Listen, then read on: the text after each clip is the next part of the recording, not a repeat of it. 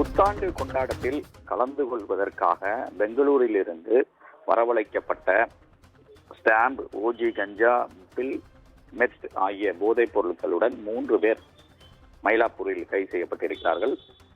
போதைப் பொருள் தடுப்பு பிரிவு போலீசார் இந்த நடவடிக்கையை மேற்கொண்டிருக்கிறார்கள். சாய், சரண், வசந்தகுமார், ஹரீஷ் ஆகிய 3 பேர் கைது செய்யப்பட்டிருக்கிறார்கள்.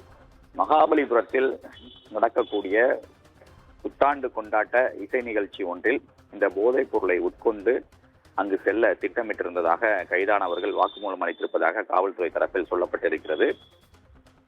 மேலும் மகாபலிபுரத்தில் நடக்கக்கூடிய நிகழ்ச்சியில் கலந்து கொள்வதற்காக போதைப் பொருள் உட்கொண்டு செல்ல திட்டமிட்டதாக இதுவரை சென்னையில் மட்டும் 12 பேர் கைது செய்யப்பட்டிருப்பதாக தெரிய வந்திருக்கிறது. திருவொற்றியூர், மயிலாப்பூர், பரங்கிமலை, சைதாப்பேட்டை ஆகிய பகுதிகளை சேர்த்து மொத்தம் 12 பேர் இதுவரை கைது செய்யப்பட்டிருக்கிறார்கள். மேலும் சிலர் போதைப் பொருளோடு வந்திருப்பதாக சந்தேகம் எழுந்திருக்கிறது.